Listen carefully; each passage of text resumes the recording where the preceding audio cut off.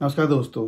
Cabinet मंत्री doctor Kirodilal Meena की राजनीति क्या कहती है, सियासत में उनके दौड़ने की स्पीड कितनी तेज है और वो कहां जाकर रुकेंगे। इन तीनों ही सवालों का सिर्फ एक जवाब है कि मुख्यमंत्री भजनलाल शर्मा और डॉक्टर मीणा के बीच रिश्तों की जो दरारें हैं वो लगातार गहरी होती जा रही हैं और इन दीवारों और दरारों के बीच दिल्ली खड़ा है, इसलिए फिलहाल सब कुछ शांति है।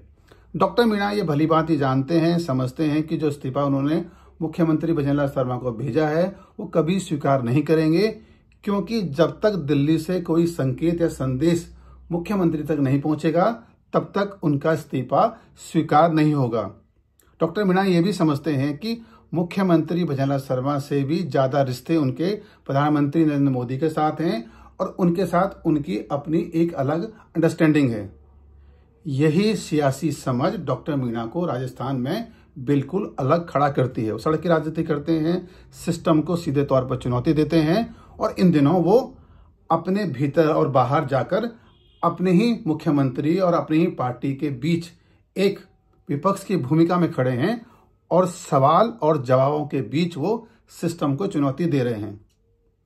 समझते भी हैं, जानते भी हैं, उनके जो बयान आते हैं उसके मायने भी वो समझते हैं, कब क्या बोलना है, किस तरीके से बोलना है, कितना बोलना है, डॉक्टर मीणा ये अच्छे से समझते हैं। लेकिन सवाल ये है कि आगे क्या।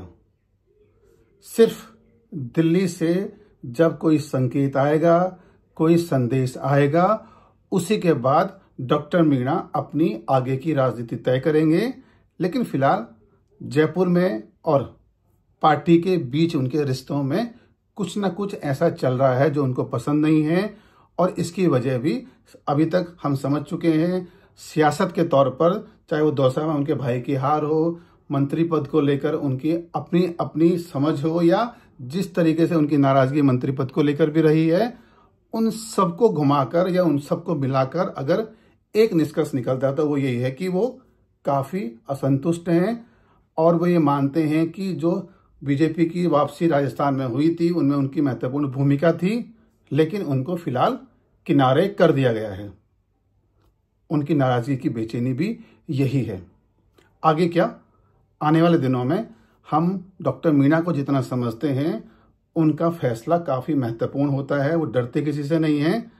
लेकिन क्या वो मुख्यमंत्री भजनलाल शर्मा को भी उसी तरीके की चुनौती दे पाएंगे जो उन्होंने पूर्व मुख्यमंत्री वसुंधरा राजे को दी थी, ये वक्त बताएगा।